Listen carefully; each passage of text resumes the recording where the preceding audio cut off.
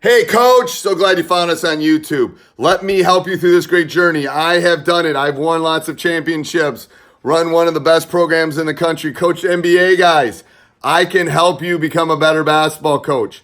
Teachhoops.com, I started for the sole purpose of coaches like you. Let me help you. One-on-one calls, office hours, videos with me, you name it, we got it. I am here to help. There's no other place you're going to get the coach's personal email address. I want to be your Yoda. I want to be your mentor. Let me help you through this great journey we call coaching. All right, enjoy, Coach. All right, welcome. All right, Coach Anderson. I'm going to have you. Introduce yourself. And what I like to do is kind of have people, because most people I have on are teachers. So I would love you to kind of tell about your teaching journey first, kind of how you got into it, kind of how it started and where it went. And then after that, we'll jump into coaching, we'll jump into your side gig, we'll do all that kind of stuff. But I always interested in how people kind of get into this side hustle or this gig of we call teaching kind of thing. So certainly. Well, my parents taught for 64 combined years at Baser High School. So I was a teacher's kid and had. Did they meet there? No, they grew up in Bartlesville, Oklahoma. They met there, and then they both taught there in that district for 64 years. Okay, my parents met. I'm fifth generation. I think I might be the last one. Just because of the state of affairs in education right now. Certainly. Which is sad. But my parents met in an elementary school. They actually got married in a gym, so you'll appreciate that. So yeah, that's really cool. You can see the water fountains in the backgrounds of their pictures. But I was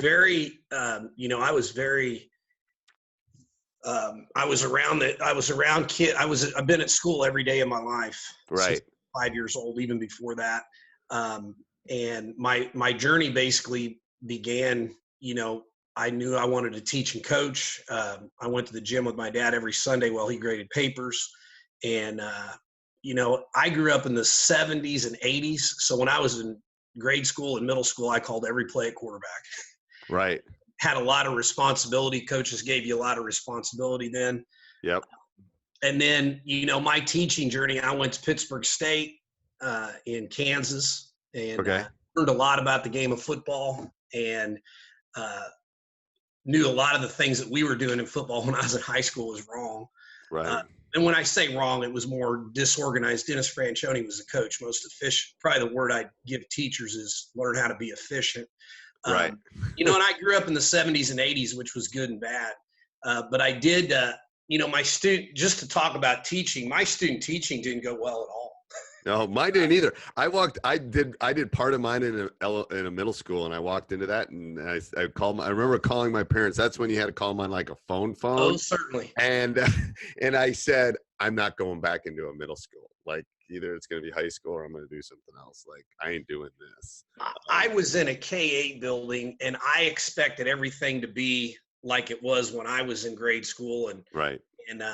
But I was in a different place, and my wife and I were getting married, and she said, well, what are you going to do if it's not any good, your first teaching job? And I said, well, I'll go one more place and then try to do something else. Right. But my first year of teaching was just unbelievable. I had great kids, and I didn't have a lot of problems. Right. And my second year was terrible. Part of it was I wasn't very good. I had an extra prep and did some different things. I wrote down everything I was going to change, and after that, everything was fine.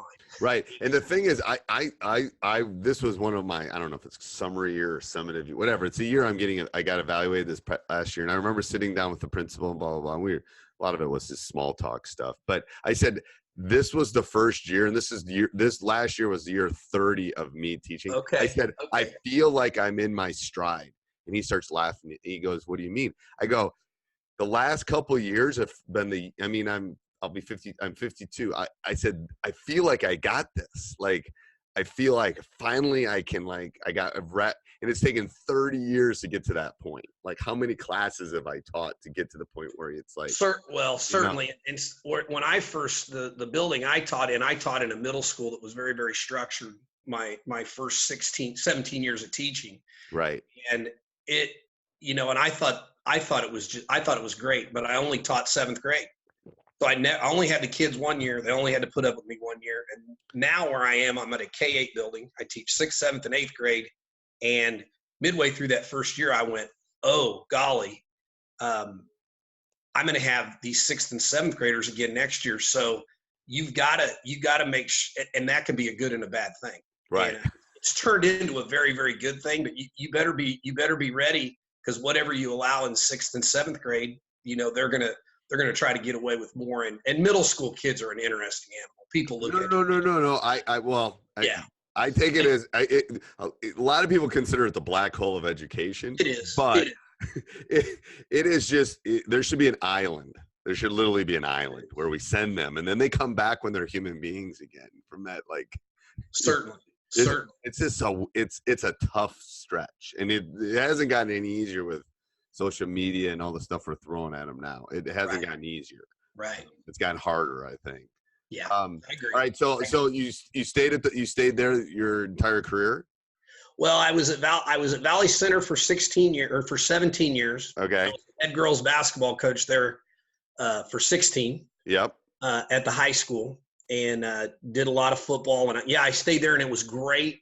But some things changed, and I had kids, and things, especially in the boys. I'm a girls basketball coach. Especially in the boys, things were going bad, and we decided to make a change. And we came to another school that I'd actually competed against and knew a lot of people there, and we've been there for 10 full years now. We just finished year 10 there. And what do you consider the difference between coaching guys because you've coached both guys and girls? Yes, sir. Being a guy is a different perspective, obviously, but I truly, in the 6 best years of my life, are what probably changed me. We're going from being head girls basketball to being freshman boys basketball coach. And my son was in the program too. And I did that for 6 years. I was by myself every morning from 6 to 7:30 in the morning. We practiced before school, and I had my 12 kids. Yep. And I actually realized, man, I wasn't a very good head coach to my freshman coach, because we changed offenses and stuff all the time. And the ninth grade's about teaching and just getting kids better at basketball. And when you only practice 90 minutes, you got to get a lot done, and you got to learn to be efficient. So I'm a better coach now, and a lot of it has to do with experience. It does. I mean, and that's what I have people, no lie. I mean, I probably, when we get off this, I'll have 3 things in my inbox. People ask me about coaching jobs, of how this drill, blah, blah, blah. And it's like, part of it is you just got to go do, you got to give yourself as many experiences as possible. Yes. It's like being a plumber. It's the exact same thing. We have a leak right now in our sink in our kitchen. So I'm literally trying to solve it myself. And I've been to the hardware store 3 times. Haven't quite figured it out yet. There might be a point where I have to call an expert in, but I'm going to, all of it is giving me experiences. And I think all these things like, I'm going to apply for my first job. I'm going to become a head coach. I'm going to coach in college. It's like, all those guys have had thousands of experiences before they got to that point, Certainly. And that's what I would tell all the young coaches that are listening. It's like, go give yourself as many experiences as you can. You will become a different coach when you coach Beeline said, the prime example, he's coached every level. Now he's with the Cavs, Yes. He learned, trust me, he learned something on every one. Every level he did, teach it, go volunteer and coach a 4th grade girls team, and then try to get on a varsity staff, and then try to do, everything teaches you a little something. And I would say, and to piggyback off that, I was the offensive coordinator at the high school, at my school before, at the high school level. And we had a pretty high level program, and they got me to coach the 3rd and 4th grade. Right. Just to get them in a huddle and to line up. Right. And once you learn to do that, but it wasn't until my son was in 5th grade that we could functionally play football. And then it was fun, but you have to teach it. But it's a teaching thing. It is a teaching thing. Now, I'm not saying what I've read on, and I've asked high level D1 guys, they spend about 15% of their day coaching the game. They spend about 85% that's why of the game. I want to do that. No, I mean, they're great. Don't get me wrong. Those 15%, they're good teachers, and they have guys under them that are unbelievably great teachers. But the game is about teaching. Like, my team can't set screens to save their lives. I'm going to spend the next 6 months figuring out how I can teach them better how to set screens. It's like we're horrible at it. So I'm going to literally have to break it down to like a 4th grade level. Like, here's where your butt should go. Here's how you should be set. Here's how you should come off it. Here's how you should set it up. And I'm talking about screening. I was just reading about that yesterday. I am a big believer in we don't headhunt. We set position screens and make the cutter use it. Now, the screener, of course, needs to have his feet set and be where you want. But the one thing that I just learned yesterday watching something is the cutter shouldn't make a decision until the screener jump stops. Right, until it stops. And then it has a chance to slip and all that. And you have to read what your defender's doing. They don't read it. It's like, I tell them it's like you're going 90 and you just saw the cop. So now you're going to slow down to 65 or 70. And then you're going to get past the cop. And my guess is you're going to speed up again. It's like, you got to read. I like that analogy. You got to read the situation, people. And the big issue I saw last night for the people listening is butt to where you want them to go. Yes. So yes, no doubt. We had one of our contact days, and literally they were setting screens, and their butt was facing half court. I go, I don't want him cutting to half court. Certainly, we say shoulder blades to where they want him to go. Yeah, the bounce play that we send him to the corner. Yeah, it's so simple on that. Now, are you pretty structured? No, we run read and react. Read and react. Okay. We're gonna put in we're gonna put in a structured kind of high-low. We stole some stuff from Virginia and a couple other places. Oh, the Virginia stuff's good. It is. So we've got some stuff in there. I want them to play. It's funny, and this is for the young coaches listening too. It's like, or even the old ones. It's like I used to run flex and swing early in my career. We were very structured. And that was when I had my best players out. I had NBA guys at that point, but I had to slow them down and make them do some things. Now it's like we're not quite as talented, so I got to give them some freedom, so it's harder to be predictable. But you got to change. If you don't, I still think what I didn't understand though, because I ran flex and I ran Kelvin Sampson stuff forever. You still, even if you're structured, you have to play within the structure and still read within the structure. Right, and right. That's what people. And you have to adjust. Yeah. You asked the difference between girls and boys. Girls, they like to know where the cuts are coming, but we also, give some options off of it. So we're not a read and react, but we are reading. We ran Underwood stuff this summer. And that's good. I like that stuff. I do. And the pinch post, I didn't think I could teach, but it's been good for us. My theory is too, all the stats. I'm a stats teacher, I'm a math teacher. So everyone's shooting threes and 5-footers right now. So we're working on getting some, kind of mid-range, different things, kind of give different. Here's the stat I would like to see, because I was listening to a podcast yesterday. I don't know that people understand that a missed 2-pointer, how many times do you get offensive rebounds on a missed 2-pointer? Right. I think you get it. I think you get a lot. I think you get more. I have nothing to back that up, but I think if you've gone around somebody and shot a pull-up, somebody's in the middle of rotation and you got a chance to get an offensive rebound. It's an interesting. I'm going to do some digging on that. That is interesting. Because I never played with the 3-point line. And you probably didn't either because you're 52. No, I never played with the 3-point line. College. It was in college. I did in college. In college. Okay. And it's outside my range. Literally, I've lost like 5 games of horse to my players. Literally 5 in like 30 years. I never lose to them for 2 reasons. First of all, I know what to say to them to get in their heads. Certainly. And I can hit a 15-footer from the elbow with almost I beat one of my former players 2 days ago. 8. He had 1 letter. I had 1 letter. He had 5. We played horse, and I almost beat him on a blindfolded free throw. And they go, "What do you mean?" I said, "I'll blindfold on the free throw. I've shot so many free throws. I know what it feels like. You line me up, I'll hit it." I missed it, but it was really close. The thing is, you need to know your specific range. That's the problem. Is they don't know their specific range. Certainly, they get extended out. And that's funny you say that. We have a boys assistant he's 15 years older than I am, so he's 66. Right. And every year we went to the state tournament, he told those kids, go stand and shoot 5 free throws before you do anything else because of the backgrounds. That will help you find your range, because that should be a range that you know. Right. I mean, I literally can close my eyes right now and feel a free throw. I can feel that distance. And it's like, but they haven't going back to what I was saying, they haven't figured out that if they shot threes, they'd beat me every time. I'm old. I don't have that range. Well, I shot that range because it switch was to the girls program. You can shoot with a 28.5 ball. Yes, that's different. I brought a girls ball, I could do it. So all right, so let's talk about your quotes. You have a couple. Okay. You know, and the first one is mine. Okay. Don't be in a hurry to go nowhere.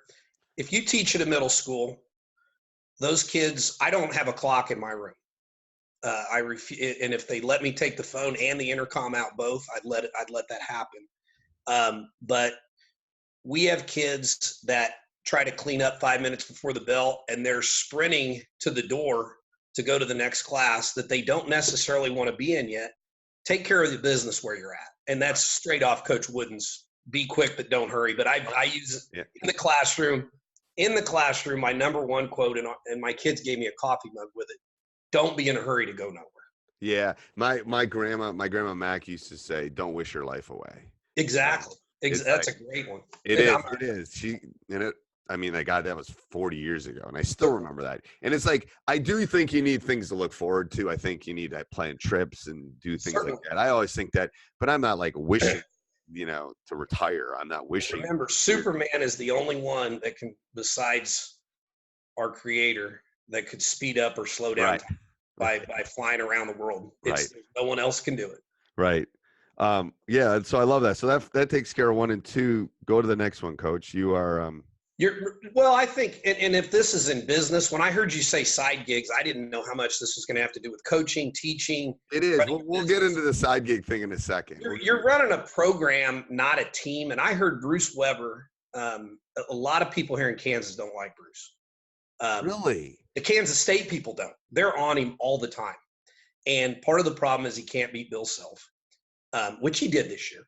But here's something that he did, and I want to tell this story a little bit. I heard him speak when he was at Illinois and said, we cut corners to try to win that year, and that's what got us fired. They coached the next year and then basically got fired. And so when he came to K-State, he had a pretty decent team his first year, but he had a kid, I think his name was Brown. He ended up transferring to Creighton. Well, he was a cancer. Right. And Bruce, there was a whole article in Yahoo that Bruce had said, never coach to save your job. And he got rid of 3 or 4 kids, and they had a bad year, but now they're knocking on the door all the time. And now that he's older, he's basically said, this is my last job. I'm going to do it my way. Right. And I'm going to be successful doing that, or I'm going to get fired by him. Right. Or I'm going to go. And I think he's a tremendous coach. I still have his, and I ought to print it off. He gave me what he calls his son's game, which is basically full court 3-on-3, 11-second shot clock. And he drew the whole thing up, and we run it. And it's a great drill. I mean, I'd love to see that. Matter of fact, I'll take a picture of it and send it to you. Yeah, that would be great. I'd love to see that.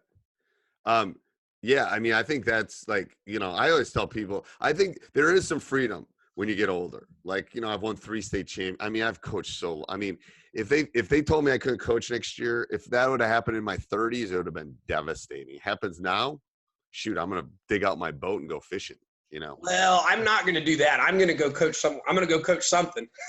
Yeah. I play golf, but I don't, my body's breaking down a little bit. Yeah. I know. I used to golf before I coach. I don't fish hardly at all anymore either. So I love that. All right. So let's talk about the side gig thing. So you were saying, because I personally think, so this is my issue. I think it was even yesterday, they were talking about how it was a USA Today article yesterday that basically was talking about how people think teachers have the summer off. Oh, certainly. I haven't had a summer off in 30 years. Because every teacher just doesn't teach. I mean, Certainly. and that was different. I don't know if you agree or disagree, but I don't know if that was different when I started. That, teachers didn't have 2 or 3 side gigs or side hustles when they started. Certainly. I've got like 7. This is the podcast and stuff is just fun, but that's what I wanted to hear what you had to say about the side gig thing. Well, I'm lucky. My wife has a really good job. That's good. And so you married up, Coach. That's what I always say. You married up. Good job. Yeah, my parents taught both of my parents taught her mom. Okay. But basically what I would tell, June is all basketball for us. We start the day after Memorial Day and we have our camp. The next week we have summer league every Monday, 2 nights, and we work on, they're in the weight room 4 days a week. 2 days a week they go to basketball. If they're basketball only kids, they can come in and shoot on their own Wednesday, Thursday. The other kids go to volleyball. We go to one overnight team camp, which is at Pittsburgh State, my alma mater. Played 8 games, and we also played one thing. They have a 2-minute tournament down there, and one thing that I want to tell everybody and advocate for, I say advocate for, is you want to get better at special situations. You got to have a 2-minute tournament, and I'll tell you how to do it at the end of your summer league games. And then we went to Hutch Community College, which is driving distance, and that's just a day deal. And so, all we do is our kids. We do most of our stuff in June, and so I'm until our moratorium, which was July 1st through 8th, where you couldn't do anything or use any of the facilities. Right. We did all basketball basically until the 21st of, I did nothing else. I went to a clinic in Atlanta. I went to USA Basketball Clinic in Atlanta, and I took my son, who is diving into the coaching world and he's living in my basement. Oh, good for him. Is he in his 20s?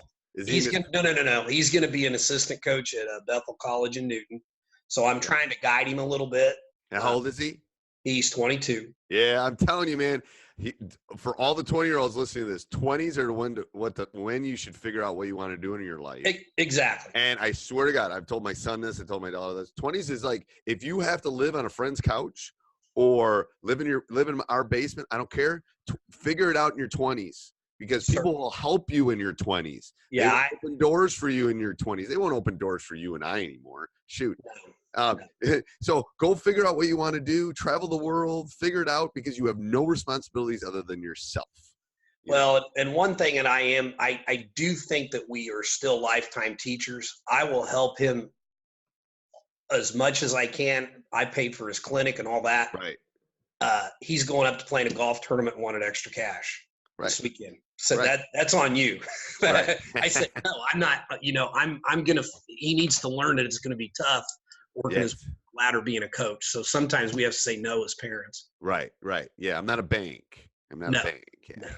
And then I will go work Snow Valley in 2 weeks. Okay. That's great. I took 8 kids last year, and we don't have any going this year, but it's a group of guys I really like, and girls up there so I'll drive up and do that. That's great. Yeah. So I think that, I always say that a great side gig is like camps. A great side gig is, especially for young people, if you're a coach or you're in that profession, in my 20s, I would spend the whole summer working different camps. I met so many different people. It opened so many different doors. And that's what I did. I'd work Monday through Thursday or Friday. I'd go home for a couple of days, go back and do it, repeat. You don't make a lot, but you learn a lot. And I think camps are a great way to kind of tackle it. And the rules in Kansas changed. We used to not be able to work with our kids at all. So camps were big. I went to a camp every summer. I went to overnight. I went to Heart of America. I went to KU. I always went to a day camp at Leavenworth. And I like that block of that's all you're doing for 3 days is basketball and nothing else. That's kind of changed around here a little bit. Kids aren't wanting to do that as much. So I don't know. And I think you have to figure out what your kids will do and do a lot of that. Not that you won't work on fundamentals, but we played more games this summer Right. than we have in the past. Now we're a lot more experienced too. Right, and I think you have to read your group. Like Exactly. some groups need to, like, I have a group coming up that needed to play a lot. We're pretty. I mean, they didn't. We still get them in the gym. Wisconsin changed the rules too, so I think that was a good thing to move it back into the high schools. To allow us to have some contact, to allow us to do some stuff. I think was a great move. Yeah, when I first started, you could only have 3 kids play together or 2 kids play together, and then it was 5 kids could play together, but you couldn't coach them, and so they get around on all these different teams, and that now that I have control of it, I'm in a good place. We're a public school with one Catholic church, Right. So I'm not necessarily teaching and coaching in the real world. Right. Yeah. If that makes any sense. It does. It does. Trust me, it does. All right. So tell me about the books that you put on here. Oh, certainly. Yeah. Certainly. And I think I put down on this that they make a lot more sense when you're older.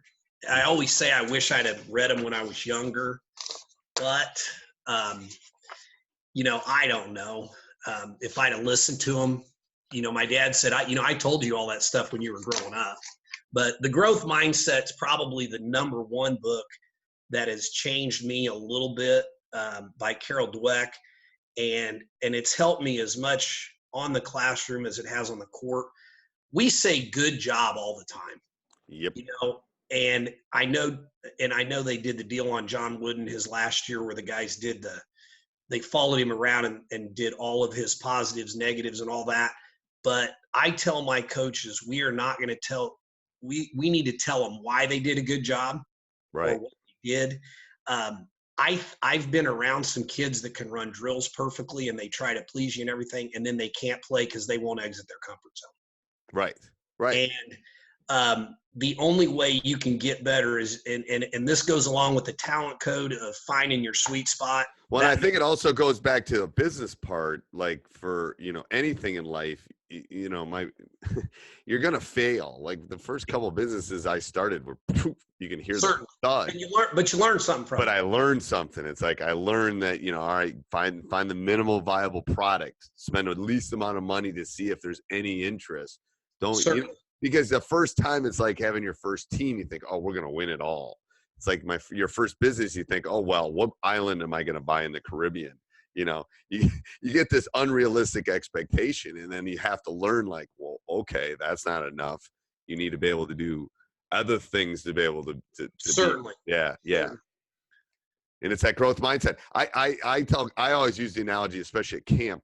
I said, I live about, 2 miles from school. I said, do you think I always ask my young kids, I said, I take a ball and I said, do you think I can dribble this ball to my house, which is about 2 miles? And they go, yeah. And I said, when I get to the house, do you think I'm a better dribbler if I do that? And they all look and they like that. Yeah. And they go, well, no. I go, well, why not? Because you're just walking and dribbling. I go, yes, because I'm not pushing outside my comfort zone. If I did this as fast as I could, or I took 2 balls and I did cross it, you think I'd lose the ball sometimes? You think I could go all 2 miles and not lose it? They go, well, no. Do you think I would be a better dribbler when I got to the house? Yes. It's like, well, there's your answer. I applaud when they make the mistake. I swear to God. It's like, certainly. Good job. And they look at me, what do you mean? I go, you want to push to that point of making a mistake. And you should say good job to the F, and you applaud effort. Yes. Yes. I said, I'm not applauding the mistake. I'm applauding exactly. And I tell them why. I said, that's it. You're pushing yourself. Good job. Blah, blah, blah, blah. Whatever it is, that specific thing. That was a great, but it's like, I don't applaud that you can dribble down and dribble back. Okay. You haven't pushed yourself. It was funny. Yeah. We have what we call teach technique mode and then game mode, kind of, if it makes any sense. And we tell our kids, we try to do at least 3 reps of everything. Rep 1 is try to get it right, or is to learn it. Rep 2 is to do it quicker. And then rep 3 is to do it faster than you think you can, and possibly make a mistake. And then I call that finding your sweet spot. And now with that, what do you call that? I love that. So the first rep is. Well, we have teach mode, teach/technique mode. So when we start a practice, our kids know all I've got to do. I give them a practice schedule every day, and I'm going to put a note at the top. And let me digress here for just a second. I put a note at the top that says that they have to read. Like the first day of camp, we had 6 seniors. Well, we had to have 6 seniors at 6 different baskets. Well, they didn't read the top because we started at 5:45 in the morning. Right. We came in and did push-ups. Right. And then we got that squared away. But we start with form shooting, and that's teach and technique. And then so when you're doing teach, anytime we're in form shooting or our partner 26 drill or whatever a pre-practice shooting is, that's form and tech. That's teach and technique. Okay. So if you're in teach and technique, you're trying to get it right. And so we're going to say, okay, we're trying to get this right. So if we're in a drill, let's just say what we call oddball shooting, which is our 15-foot come into the key and catch. The first time you're trying to go off your inside pivot foot, a middle school kid, they're trying to get the inside pivot foot right, shoot, do it right. Second time, do it quicker. Third time, do it and see yourself break down. Right. So the first time you're just going really slow. No, not necessarily slow, but trying to get it right. So teach and tech, when we're in teach mode, we're not full go. And then I find in practice, and we will still we don't do hardly any 5-on-0. And I'll tell you one reason. You said I start off running flex offense. And after I went back and watched the films, I mean, I was 23 years old. We weren't screening anybody. Right. So we've always put defense out there when we teach, but we also then we'll say, hey, we're live now. So they have to know when we're live. Just like in football, we're in thud. Yeah. We were doing Yep. And you got to remind them of that sometimes. So that's so we have a teach technique mode, and then we have the make mistake mode, and then obviously game mode. So okay. And then I would say the third book that I have on here, and I don't know how many of you have read the 4 Agreements by Ruiz, but here, this is the 5. I just got the 5th. Can you see me? I can't. I see a big T.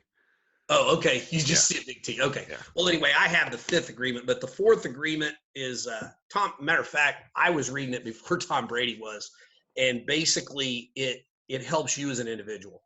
Okay. Basically, one of the quotes in there is, like the 4 agreements are: be impeccable with your word, don't take anything personally. And that hit me very, very, really helped me the most. My first year of being a varsity coach, the second time around, I had 2 of the worst emails. I had one of the worst meetings and one of the worst emails I've ever gotten in the history of coaching. Right. And remember, don't take anything personally means whatever anybody thinks of you is their problem and not yours. It is. And there's all sorts of stuff in this book. And I swear to God, here's what I tell young coaches too. It's like, don't take it personal. Exactly. You can't be rational with an irrational person. Certainly. This is Mama Bear or Papa Bear coming out, which will literally eat you before they let anything happen. So they're not being rational at that point. So let them vent, let them tell them their side of the story. But it's not, for the most part, I would say 99.9% aren't personal attacks. Certainly. They are literally like, it's a mama bear with 2 cubs and they're trying to protect them.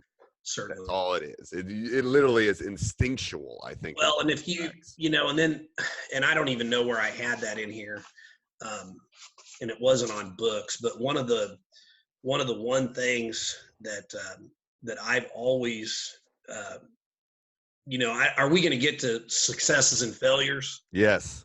Okay. Yes. Well, I'll talk about that when I get there. Okay. All right. So that was your 3rd book. Okay. So, your favorite drill, favorite practice drill? Well, if I were going to do one, we used to have tryouts at the freshman level. We had tryouts. We'd have 25 kids come. We're going to keep 12. Right. We've got about 3. We're going to look and see how they shoot and all that kind of stuff. But you can see how athletic they are too. Yeah, and to see how athletic they are. And you can go we had a few layup drills, but the one drill we do is, some people call it 3-on-3 continuous. I call it UCLA drill because it's a John Wooden drill. 3-on-2 with a trailer continuous. So you do the trail. Where is the trailer coming from? Bring them in from half court. Okay. We got the 3 guys and the 2 coming in, and we always start off not letting them press. Yep. Okay. And then, to me, you can play that for 15 minutes. If they told me you have one day to pick a team, I'm gonna go watch them shoot around and see what their form looks like. Right. I'm gonna watch them shoot a layup. I'm gonna do a rebounding drill, because there are some kids that can just go find the ball, and then we're gonna play UCLA. Okay. And and it's full court 3-on, or I would play full court 3-on-3. Okay. And see what the kids knew. And if I had one drill that I had to do and just teach out of, that would probably be it. I think the game is a 3-on-3 game. I've said that a million times. It is literally, I mean, every league, until they're in almost late middle school, they should only be playing 3-on-3. To be honest with you, you can't hide. You have to play. You can't hide. You have to be active. It's like, I make my guys play 3-on-3. It's like they don't do it enough. Here is one thing that we did it. There are 2 drills that I have that we do at camp that I love, and they're called Bonanza. Okay.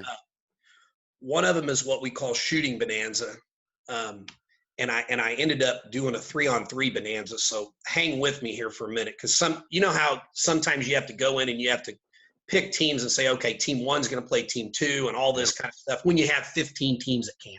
Yep. So I'm going to get in. I'm going to put 2 teams at each basket. You guys, and I bet you've done this.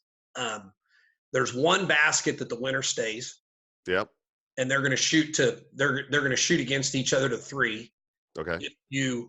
If you win at the Bonanza basket, you stay. If you lose, you rotate clockwise.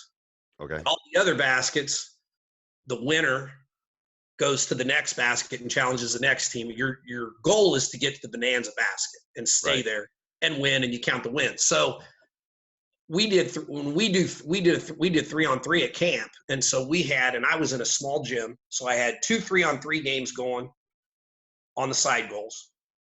The main goal was the Bonanza basket. So if you won at the main goal, you stayed. We played the 2 baskets, or as soon as somebody got up 2 points.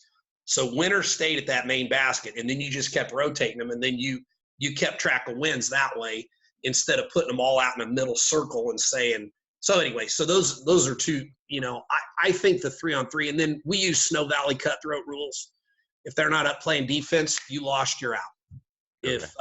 If they don't square up, we use a dribble rule, all that kind of stuff. All that stuff. Okay. Yeah. Do you have any of these diagrams that we could share with the listeners? I will work on it. Okay. I will work on it. I need to put them on a piece of paper, Coach. I'll PDF I will. Them and blah, blah, blah. I will.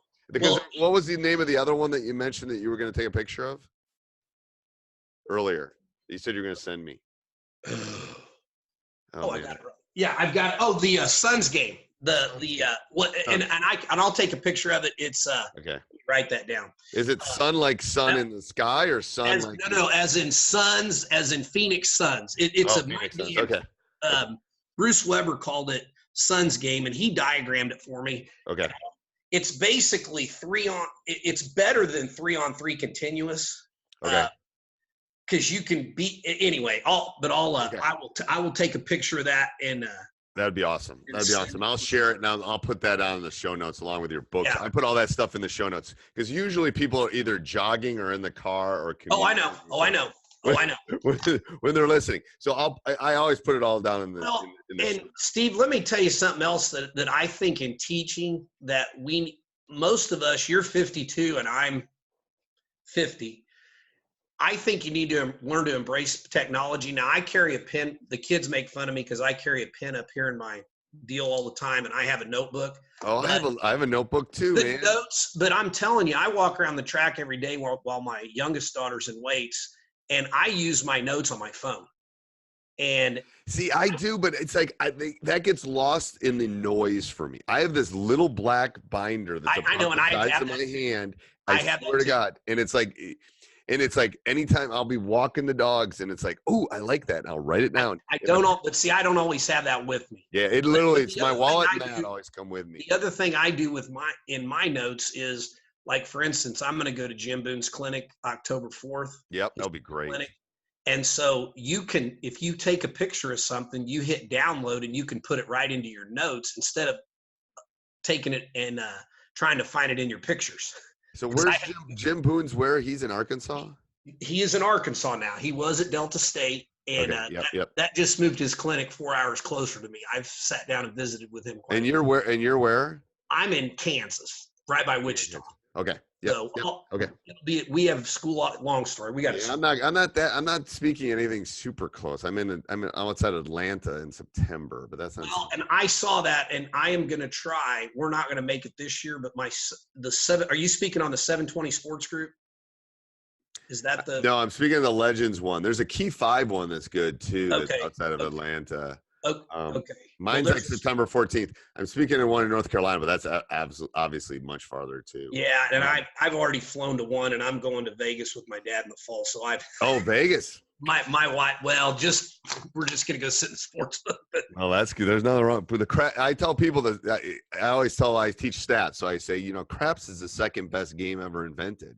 And they look at me like, well, Mr. Collins, what's the first? And then I just look at them, and then they go, oh, basketball. I go, yep. There you go. You figured it out. Want to learn? I'm not very good with stats or numbers, but I can tell you everything that you can do on a craps table on the right side. Oh yeah. Oh, it's a great thing. All right. So tell me about successes and failures. I always like talking. Okay. Well, and it's funny you ask that. It's not like here. I only put down. I put down 3 things for successes. Right. Being right about a kid. Okay. Being wrong about a kid. And what I mean by that is, you figured it out, and you were right that kid could help you in that situation. And then maybe, because you have to project in your program. Sometimes you might have been wrong about where a kid was supposed to be, or whatever, but the parents stuck with you. And I had a girl my first year. I took the program over when she was a sophomore. That was just 3-4 years ago. And, she was only a sophomore, and I know she was frustrated because there were a lot of kids getting moved up in front of her. Her junior year, she came off the bench, started a little bit, and she was the number 2 vote getter MVP her senior year. Right. We got second in the state, and she almost single-handedly brought us back to win it. And I was probably wrong about her. Yep. But I was also on failures, being right about a kid. Right. I had a kid at my old school. I got so mad at him one day in 8th grade. I picked up a book and threw it all the way through to the other teacher's room. And and he did a whole bunch of other stuff. And I said, in my mind, something bad's going to happen to him later. He killed his parents. But that's a failure. Being right about a kid is a failure. Right, it is. Being wrong about a kid. There's a kid in my house that didn't play in the last game when we lost in tournament. He lives in my house. He was a junior. It's like, and it's like the walks I've had and torn between myself. It's like, did I not play him because he was my kid? Did I not play him because he wasn't ready? But the best thing that's come out of it is like he's like a man on a mission now. Like, let me tell you what all year he played. I mean, he got 10, 12 minutes, but I was the freshman coach when my son played. He played 6 quarters a night his junior year on varsity. We could play 6, and then obviously only varsity as a senior. But when I released him to our head basketball coach, our head boys coach, and our boys program is tremendous. I said, and I told my JV coach this with my daughter. I said, listen, don't play my kid because it's my kid, but don't not play my kid because it's my kid. Right. And it's hard. I'm telling you, it is like, I got like 17 podcasts I'm going to do once he's out of the house and go. Oh, certainly. Well, you ought to have one on coaching your kid. It's so hard. It is so hard. I mean, because it's like there's too little people on your shoulders. Swear Certainly. to God, there are. And it's like, I think I've gone the other way, to be honest with you. I think there's no doubt like, that we. And it's like, that's not fair to him. So it's like, so I have good assistant coaches. I have really good assistant coaches that will, hey, we need him. Hey, we need him, you know, because he can shoot. Like my son can like crazy shoot. Like, well, and mine could too. Yeah. It's something about coaches. He can only spot up though. Yeah, but like Drew can spot up. Drew, and he's taken his game to the next level over the last 6 months. But it's legit like the new NCAA 22, 23. Awesome. Awesome. Yeah. And it's like, whoa.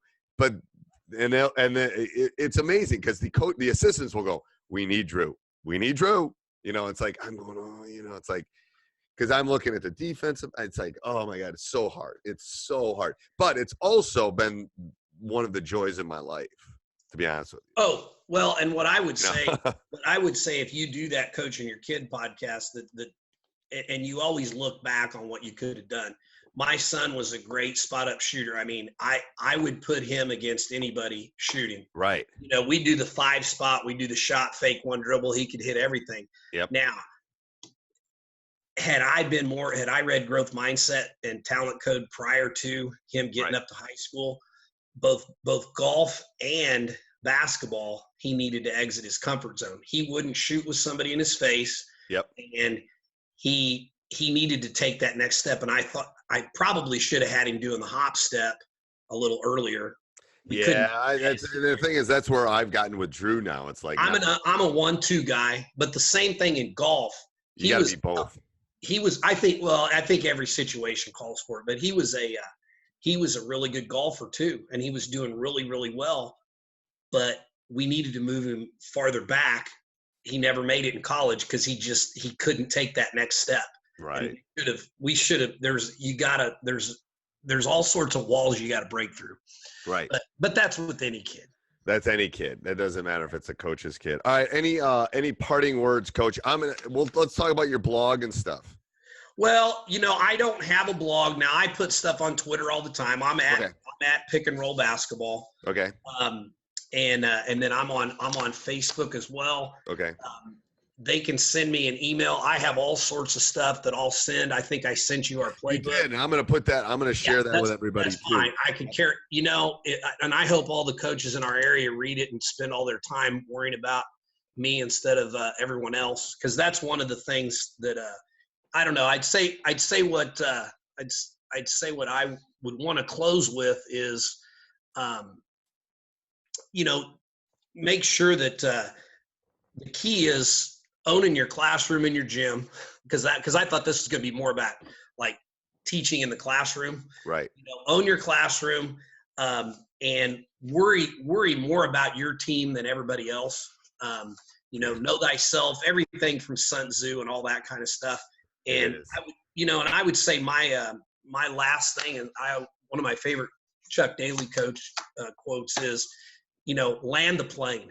Your job as the pilot is to land the plane without anybody getting killed. And that's what I tell our kids. I said, listen, guys, I said, I'm the pilot. There's going to be some rocky roads, but we're going to get this plane landed right. And I think my whole goal, and I heard this before I heard this guy say it on a USA Coaches Clinic deal, is I want our kids to be crying because it's over.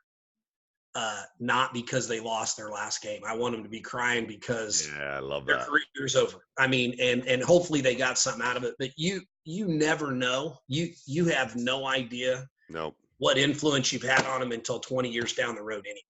Yes. And hopefully you've had some. Right. And hopefully it's a positive one. Yes. That's what I tell. I'm going to. You don't want to be a kid's last coach is always my thing. You never want to be a kid's last coach if you can. And it's hard when you're a high school coach. Sometimes you just are going to be. But especially in the youth, I always tell my youth coaches, you do not want to be this kid's last basketball coach because that means they didn't have an experience that they wanted to come back. Ooh, I like that. Never be a kid's last basketball coach. There's a point where it's like only so many kids can play collegiate, But in the youth, all the studies, everything comes back about, are they having fun? Do they enjoy it? Blah, blah, blah. you know, it's like no one's going to remember their 5th grade tournament in June ever. You know?